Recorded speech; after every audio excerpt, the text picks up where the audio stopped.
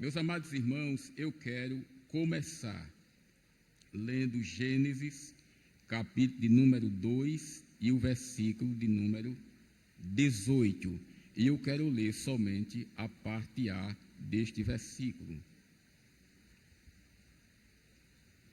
E disse o Senhor Deus: não é bom que o homem esteja só. Amados irmãos, nós sabemos que a família, quando a gente fala de família, a gente está falando dentro de um contexto de grupo de pessoas que forma a família, que é pai, mãe e filhos. Quando a gente fala família, a gente aborda este globo, esta junção de pessoas. Porém, a família, ela tem um início. Família tem um início. E qual é o início da família? Como que começa uma família?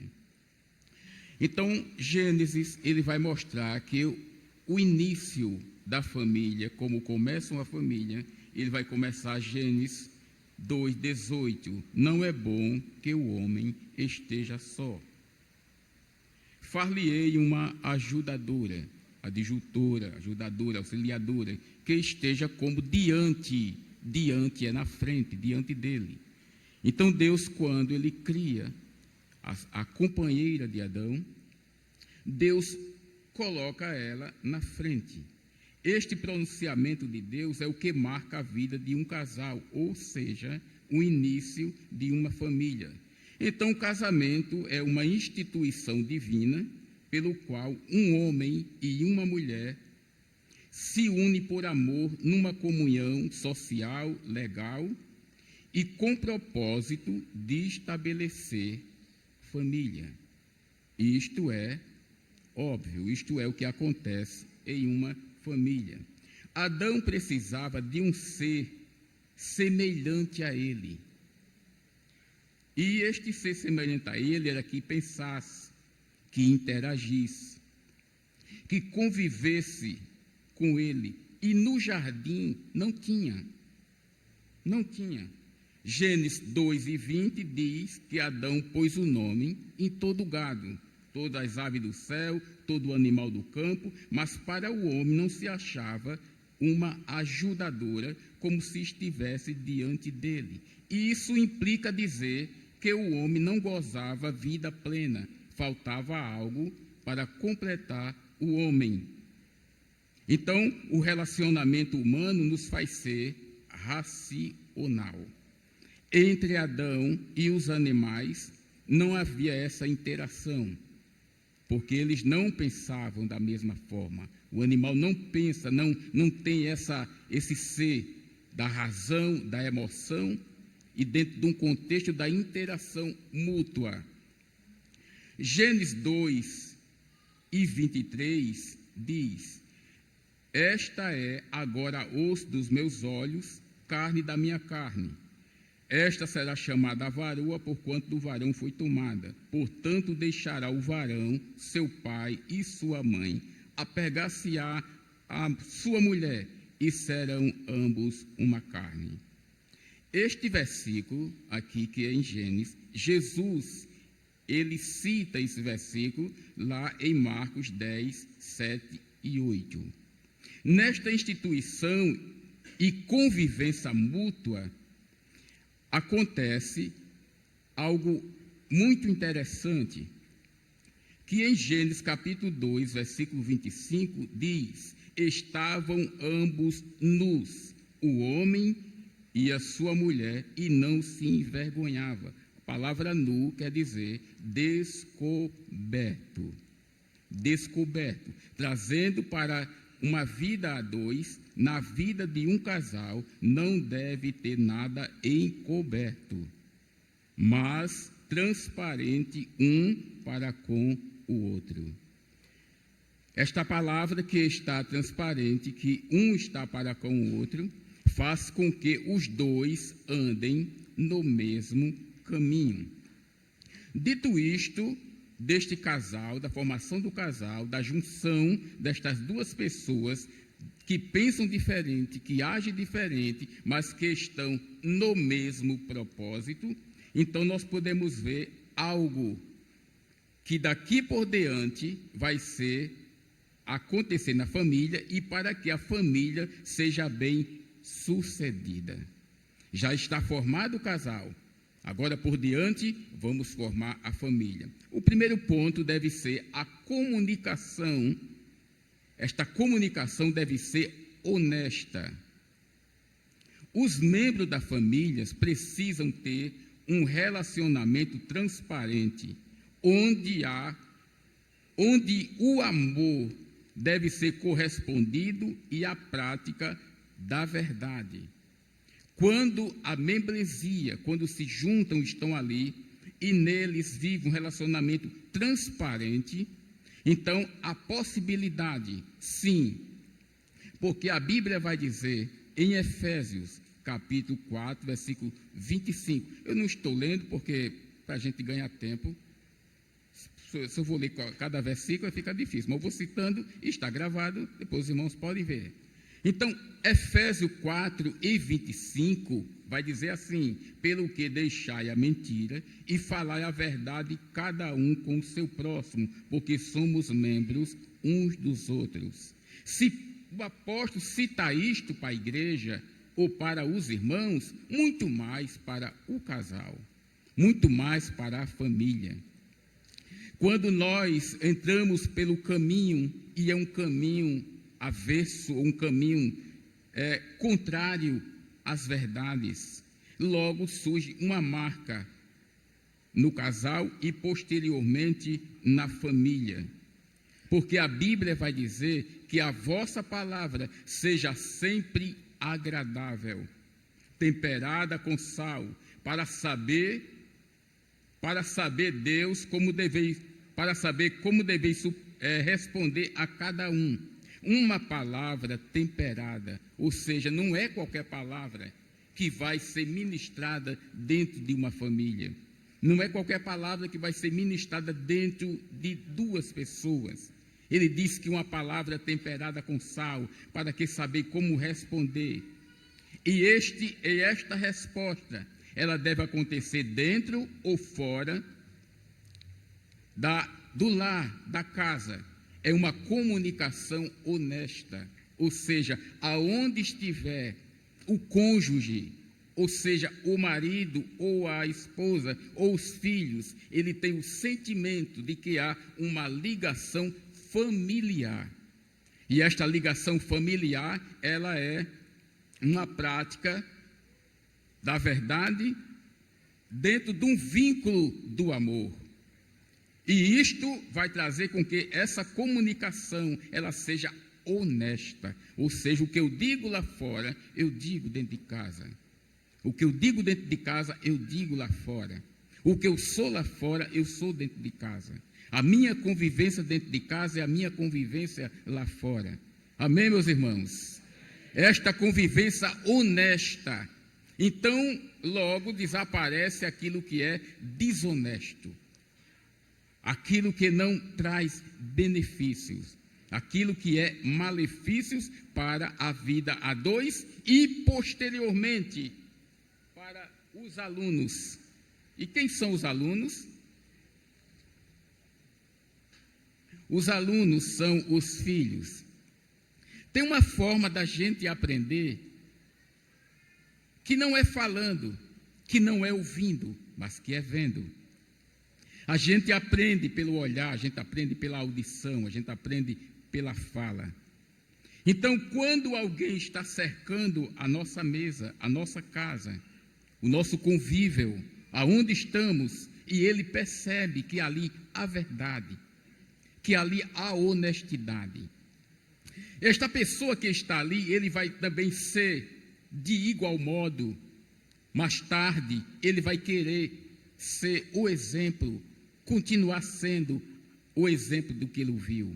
Ou seja, ele continua com a sua mente preparada para um aprendizado que levará para o futuro, embora isto não seja vínculo e não seja caso para todos, porque muitas vezes, quando se vê algo pertinente, aquilo que é de bondade, que é bom para a família, o pai é uma excelência, a mãe também, e muitas vezes o filho, mas contudo o ensino foi aplicado. Contudo, a sua casa tornou-se uma escola de honestidade. Você e o seu marido e você e seus filhos e você, se tornam uma escola de honestidade.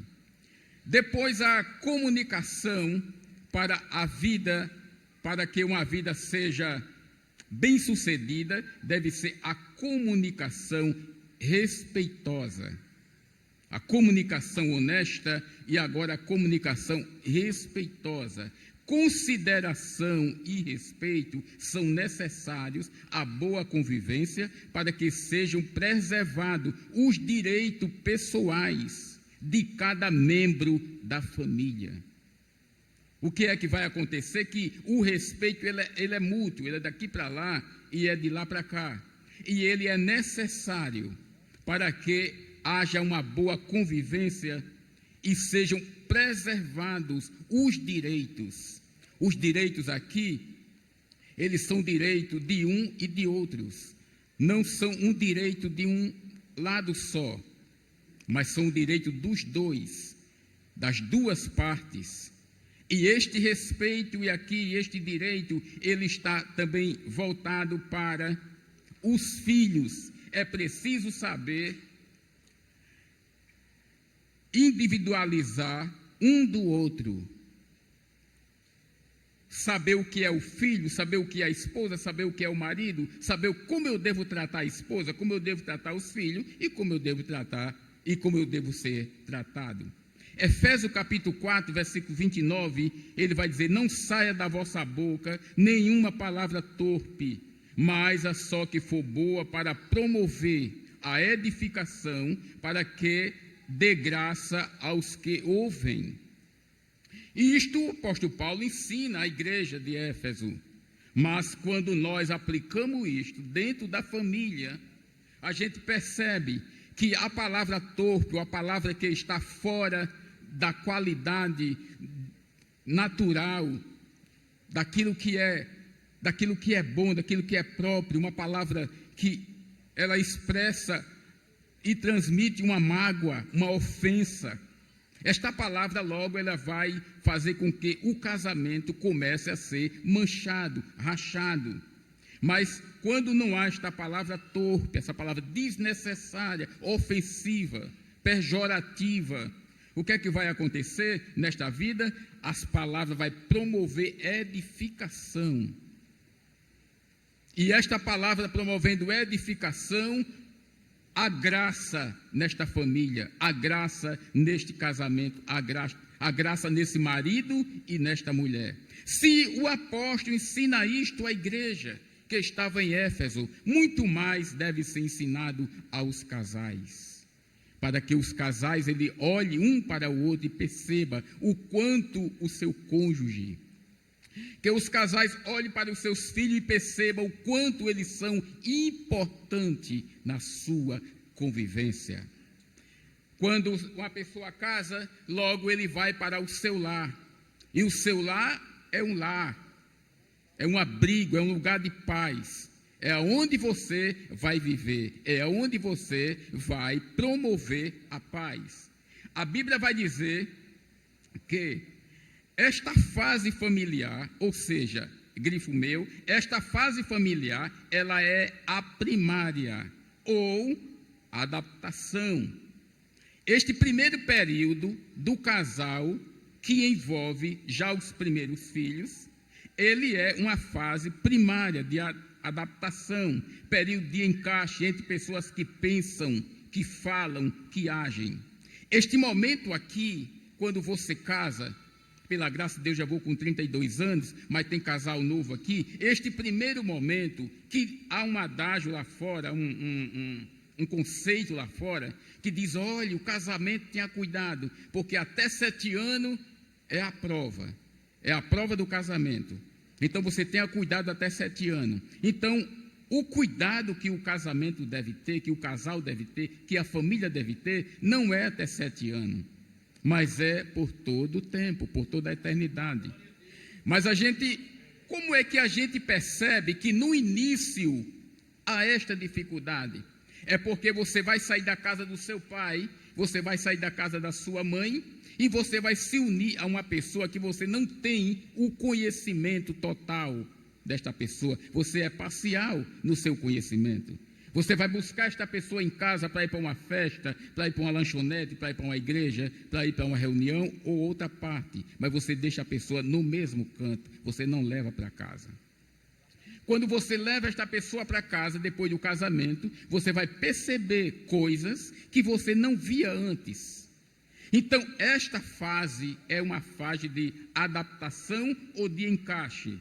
Então, observe que período de encaixe entre pessoas que pensam, que falam e que agem. Você não tem uma múmia dentro de casa. Você não tem uma boneca dentro de casa. Você não tem um boneco dentro de casa. Você tem uma pessoa que tem um intelecto. E esta pessoa que tem um intelecto, ele pensa. Você pensa, ele pensa também. Você fala, ele fala também. Você age, ele age também.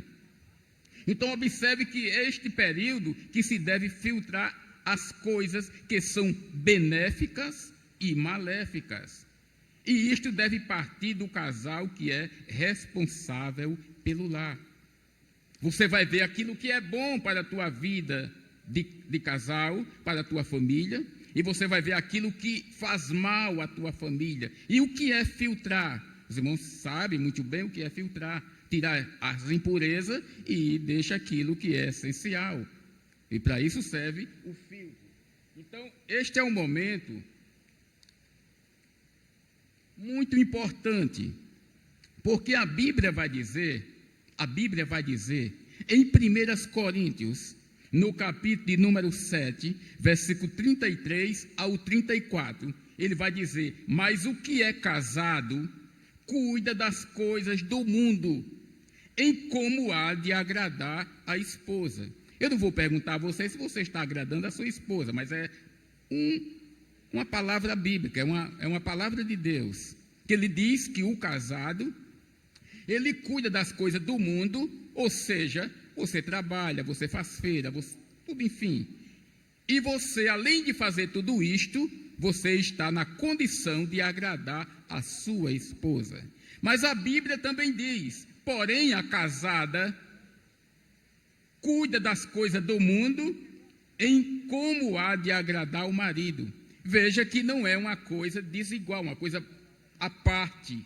É uma coisa em conjunto. O marido agrada a esposa e cuida da coisa do mundo. A mulher, ela agrada ao marido e cuida das coisas do mundo. Então, o trabalho, o estudo, a prosperação, ela não tira a pureza do casamento. Porque é muito simples. Porque a Bíblia vai dizer que o marido está agradando a esposa e a esposa está agradando o marido. E aqui, esta comunicação respeitosa faz com que este casal, ele se envolva dentro desse contexto preliminar que leva aos filhos a lhe obedecerem. Ao filho a perceber, a guardar este grande e alto ensino. Uma outra situação que você deve ver é que, para que um casal seja bem-sucedido dentro da sua família, é preciso que haja uma comunicação mútua. Uma comunicação mútua. O principal elemento para uma boa convivência familiar é o amor. Ele é representado como o vínculo da perfeição.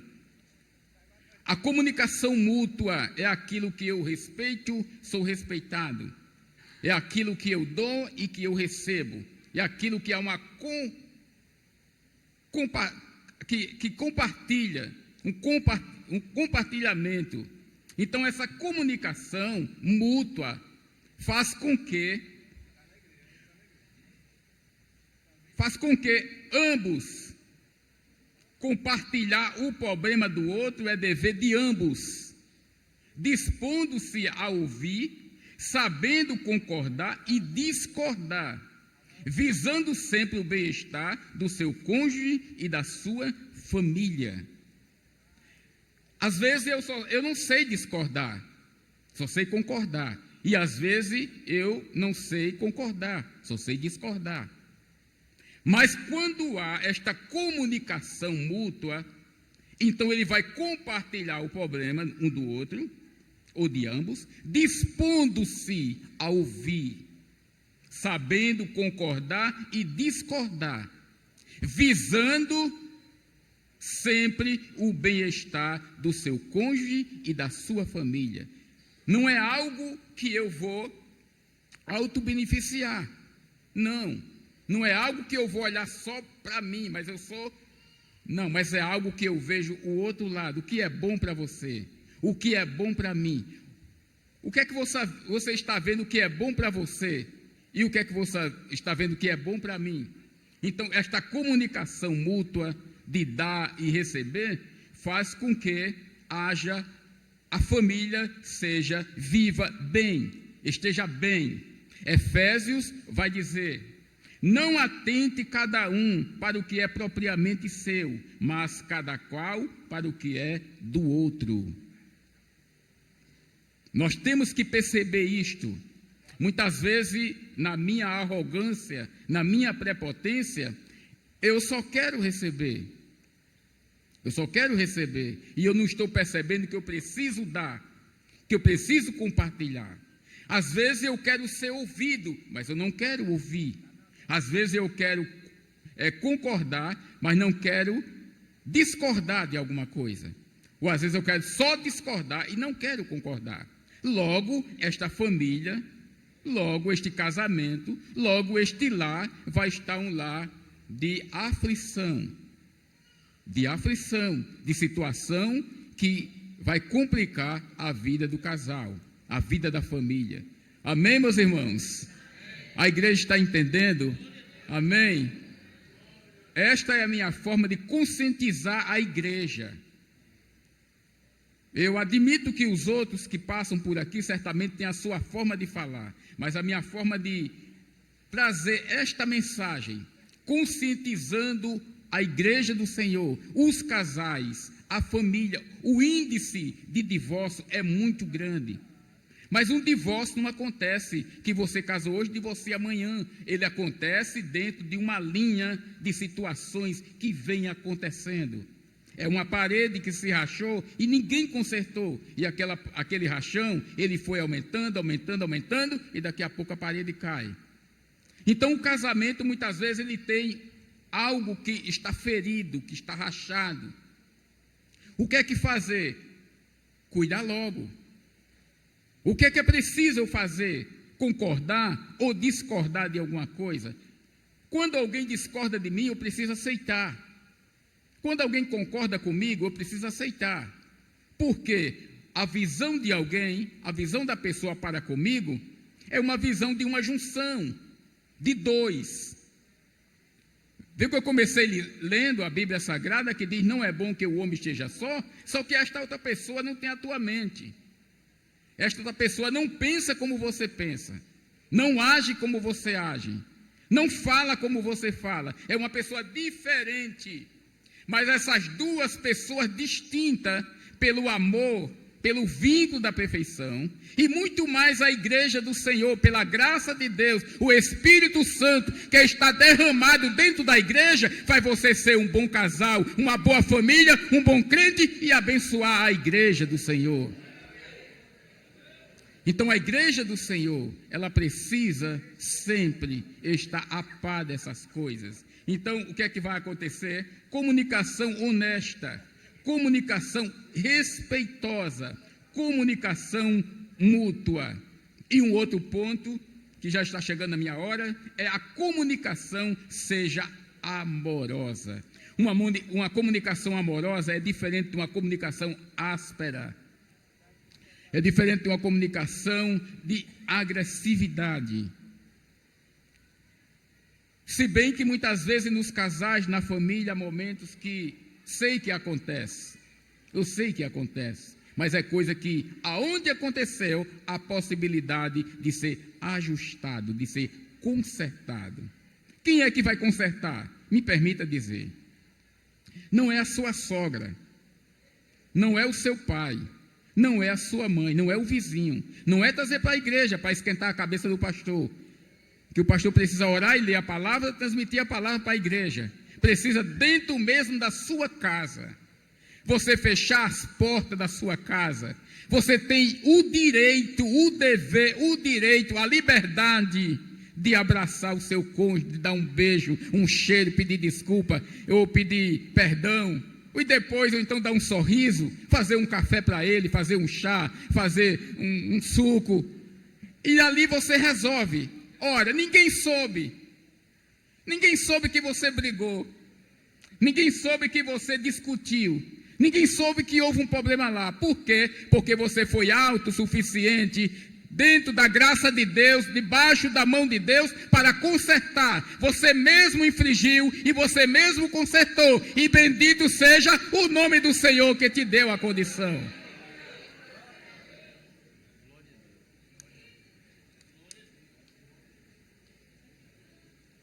Último, eu vou encerrar. A comunicação amorosa. O principal elemento para uma boa convivência familiar é o amor. Ele é apresentado como o vínculo da perfeição. O vínculo da perfeição. Um vínculo. Você faz um vínculo, por exemplo, quem engoma vê uma camisa bem engomada, bem direitinho. Uma parede, quando se encontra, você vê uma coisa bem perfeita. Então, esta ligação de uma coisa e outra. Então, o que é que a gente observa? Que houve a fase da adaptação. Houve também, você também vai construir a sua família, que é o período que você está na primeira fase e na continuação. E por fim, você vai entrar numa fase que é a fase da conservação. Conservação. O primeiro adaptação, depois você vem uma fase de construção, que é os filhos, a casa, enfim. E depois vem uma fase da conservação. Não pense que uma pessoa com 60, 70 anos, um idoso, por exemplo, não acontece uma tragédia. Não pense, desculpa os idosos, desculpa as pessoas de maior idade, mas muitas vezes o casal, ele é de idoso, mas ele ainda arenga, ele ainda discute, ainda exige, ainda trocam palavra, acontece, isso, mas ele já tem um caminho andado, e eles estão agora na fase da conservação. Passou pela adaptação, pela construção de filho, tudinho, e está na fase da conservação. E a base para conservar é o amor, que se apresenta em cada vida. Note isso, que se apresenta em cada vida, em gestos, em palavras e em atitudes. Então, esta conservação que se apresenta em gestos, cuidado no seu gesto diante do seu cônjuge, diante da sua família, porque eles falam. Um gesto fala e fala muito alto. Cuidado com as palavras. Cuidado com as palavras. Que as palavras, ela tanto alivia como machuca. Ela tanto dá graça como dá ódio, como dá ira. Os irmãos sabem que a Bíblia, ela diz assim: Pai, não provoqueis a ira a vossos filhos. E cuidado também com atitudes, porque a atitude, ela não fala, mas age. É uma atitude. Então, o que é que acontece aqui no Salmo 128? O Salmo 128, ele termina, e eu gostaria de concluir com este Salmo, e eu vou ler somente o último versículo, o último verso do Salmo 128, que vai dizer, aliás, o verso de número 4, 128:4. Pronto. E eu gostaria que, por favor, a igreja, ela repetisse comigo bem alto, diante de tudo que nós falamos, desses 4 aspectos que é pertinente à família, a igreja dissesse comigo assim: eis que assim será abençoado o homem que teme ao Senhor. Você pode dizer mais alto? Vamos dizer bem alto. Eis que assim será abençoado o homem que teme ao Senhor. Agora digo assim comigo: este homem sou eu. Diga assim às irmãs: esta mulher sou eu. A igreja diga: esse povo somos nós. Deus abençoe a todos.